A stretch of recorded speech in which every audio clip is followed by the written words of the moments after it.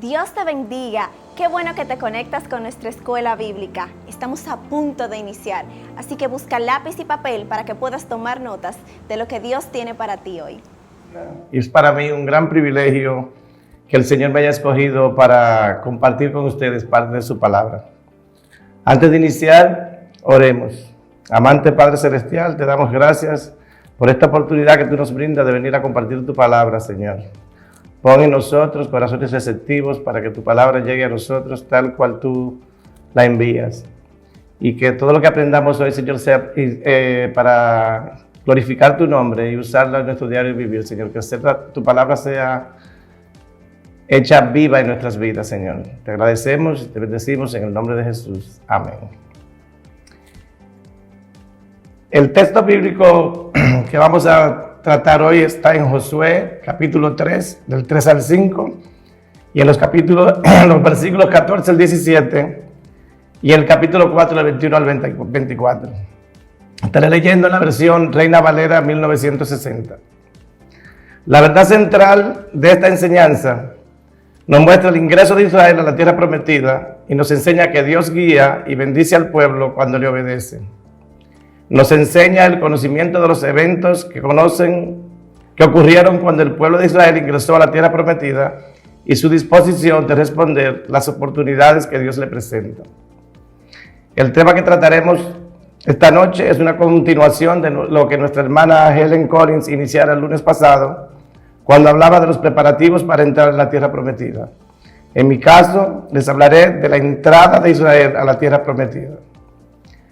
En el capítulo de Josué 3, versículos de 3 al 5, dice: y mandaron al pueblo, diciendo: cuando veáis el arca del pacto de Jehová vuestro Dios, y los levitas sacerdotes que la llevan, vosotros saldréis de vuestro lugar y marcharéis en pos de ella, a fin de que sepáis el camino por donde habéis de ir, por cuanto vosotros no habéis pasado antes de ahora por este camino. Pero entre vosotros y ella haya distancia como de 2000 codos, no os acerquéis a ella. Y Josué dijo al pueblo: santificaos, porque Jehová hará mañana maravillas entre vosotros. Las instrucciones de los jefes de las tribus reciben una exhortación adicional de Josué, que dice: purificaos. Esto significa consagrarse o santificarse, apartarse de las actividades cotidianas para ser sensibles a la actividad divina, a la presencia de Dios. El propósito de esta purificación era para estar en condiciones de experimentar las maravillas de Jehová al siguiente día. Aquí no hay una explicación de qué iba a ser la maravilla o cuál maravilla era lo esperado. Solamente se anuncia que Dios iba a obrar a favor de su pueblo. De alguna forma, las maravillas divinas dependían del cumplimiento de las instrucciones dadas por los oficiales y por Josué. Hacía ya 40 años, un pueblo incrédulo perdió las bendiciones de la tierra prometida, pero ahora esta segunda generación se preparaba por la fe para ver las maravillas de Dios obrar. El arca del pacto era el símbolo central de la presencia permanente y el cuidado activo de Jehová entre los hebreos. El arca contenía las 2 tablas de la ley y normalmente estaba en el tabernáculo. Era un objeto impresionante, cubierto de oro. Veamos su descripción en el libro de Éxodo, en el capítulo 25, versículos del 10 al 16. Haz que el pueblo construya un arca con madera de acacia, un cofre sagrado que mida 1 metro con 15 centímetros de largo, 69 centímetros de ancho y 69 centímetros de alto. Recúbrela de oro puro por dentro y por fuera, y ponle una moldura de oro alrededor. Funde 4 anillos de oro y sujétalos a sus 4 patas, 2 anillos en cada lado. Haz también varas con madera de acacia y recúbrelas de oro. Mete las varas por los anillos que están en los costados del arca para transportarla. Estas varas para transportar el arca deberán quedar dentro de los anillos. Nunca las quites.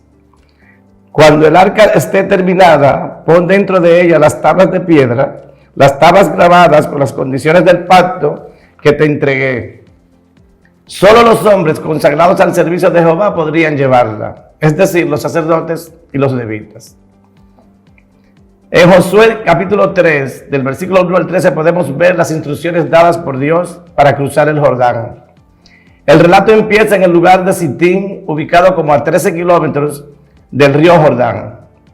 De Sitín, Josué mandó a 2 espías, como pudimos ver en el capítulo 2.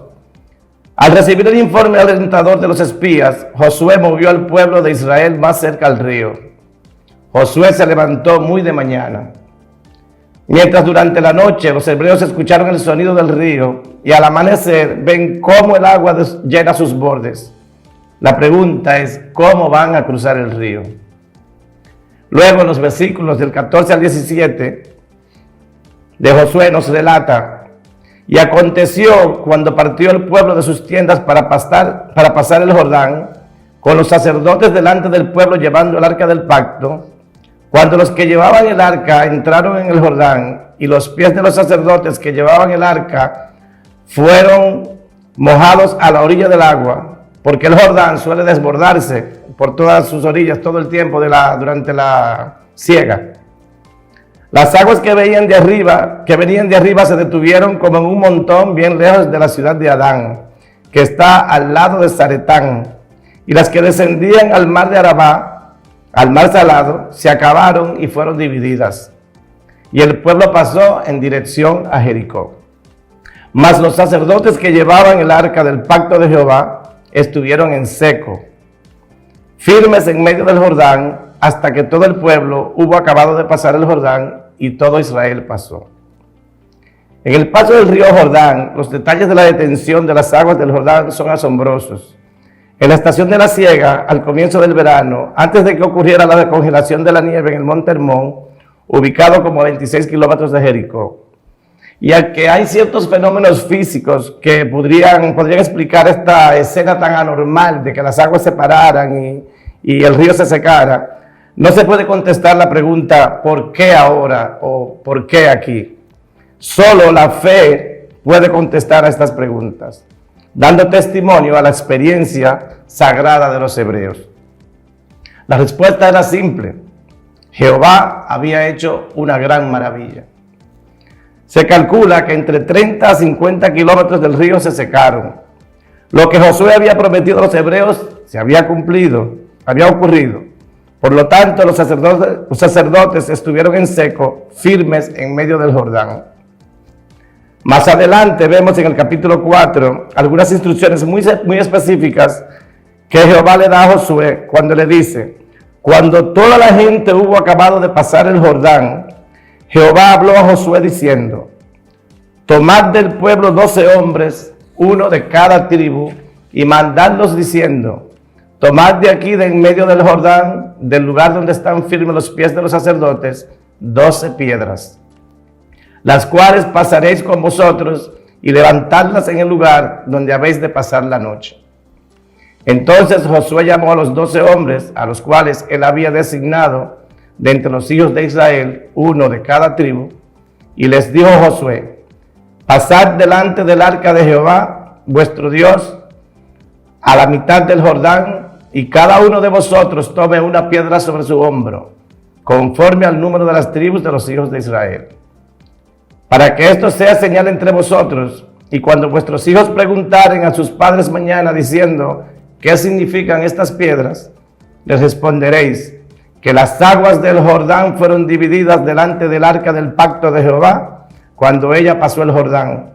Las aguas del Jordán se dividieron y estas piedras servirán de monumento conmemorativo a los hijos de Israel para siempre. Y los hijos de Israel lo hicieron así como Jehová les mandó. Tomaron 12 piedras de en medio del Jordán, como Jehová lo había dicho a Josué, conforme al número de las tribus de los hijos de Israel, y las pasaron al lugar donde acamparon y se levantaron allí. Josué también levantó 12 piedras en medio del Jordán, en el mismo lugar donde estuvieron los pies de los sacerdotes que llevaban el arca del pacto, y han estado allí hasta hoy. Esa expresión de hasta hoy se encuentra en muchos capítulos y versículos de Josué, para indicar que todos podrían ver este monumento conmemorativo como evidencia de la maravilla que Dios había hecho. Como 40,000 hombres armados listos para la guerra pasaron hacia la llanura de Jericó delante de Jehová. En aquel día Jehová engrandeció a Josué en los ojos de todo Israel y le temieron como habían temido a Moisés todos los días de su vida. Y el pueblo subió del Jordán el 10 del mes primero y acamparon en Gilgal, al lado oriental de Jericó. Esta fecha corresponde a nuestros meses de marzo, abril. Y Josué erigió en Gilgal las 12 piedras que habían traído del Jordán. Y habló a los hijos de Israel diciendo: cuando mañana preguntaren vuestros hijos a sus padres y dijeren: ¿qué significan estas piedras? Declararéis a vuestros hijos diciendo: Israel pasó en seco por este Jordán. Porque Jehová vuestro Dios secó las aguas del Jordán delante de vosotros, hasta que habéis pasado, a la manera que Jehová vuestro Dios lo había hecho en el Mar Rojo, el cual secó delante de nosotros hasta que pasamos. Para que todos los pueblos de la tierra conozcan que la mano de Jehová es poderosa, para que temáis a Jehová vuestro Dios todos los días. La ubicación geográfica del Gilgal es difícil por el número de lugares que existen en la tierra de Israel con el mismo nombre.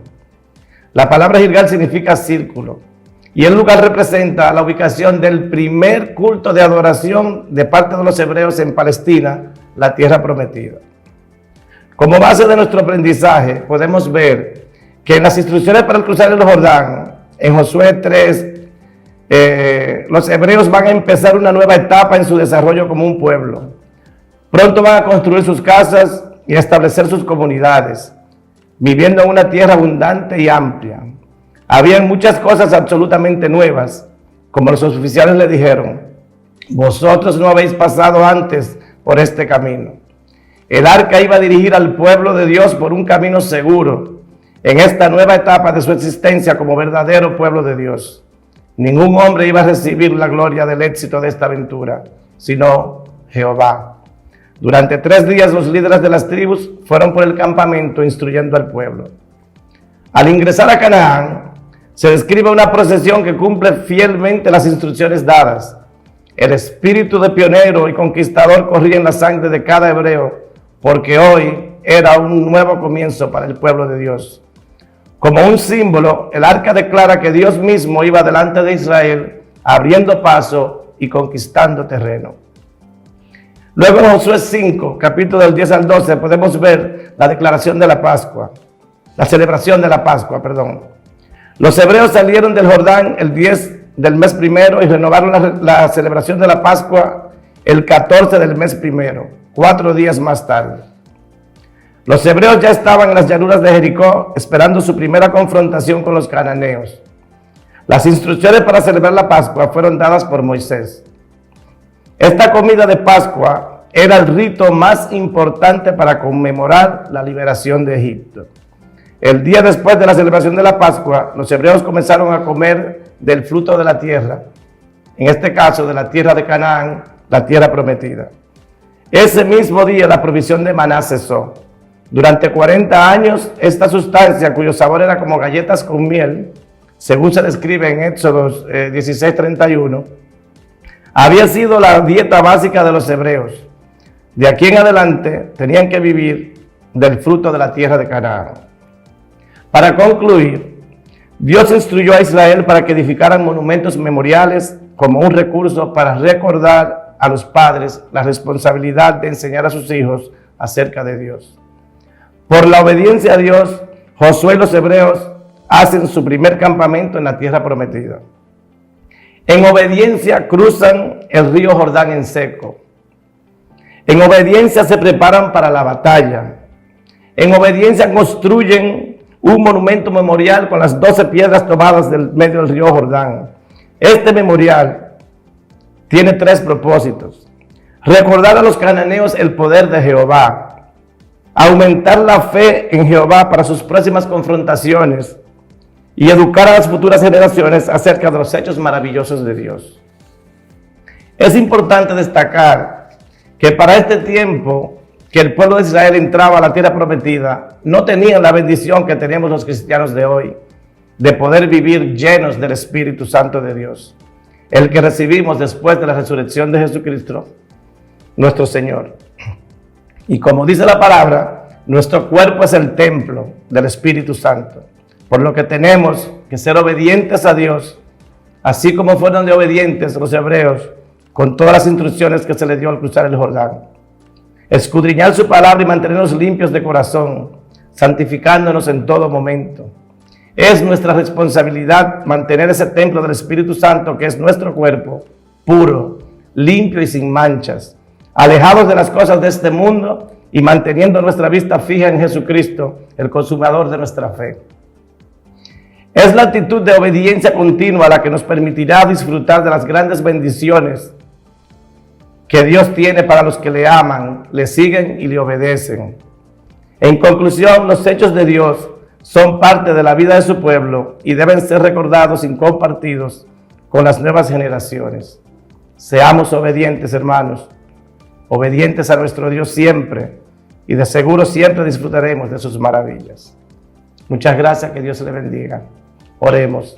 Amante Padre Todopoderoso, te damos gracias por darnos el privilegio de aprender de tu santa y bendita palabra, y te pedimos en nombre de tu Hijo Jesús que nos des la fortaleza, la fe y la sabiduría para mantenernos firmes en tu palabra y que podamos mantener nuestros corazones limpios, disponibles y dispuestos a obedecerte en cada momento de nuestras vidas terrenales y aprender a amarte, bendecirte y adorarte hasta la eternidad. En el poderoso nombre de tu Hijo amado Cristo Jesús. Amén. Buenas noches. Hemos recibido con esta clase, así que comparte con otros para que también puedan ser enriquecidos. Nos vemos en la próxima.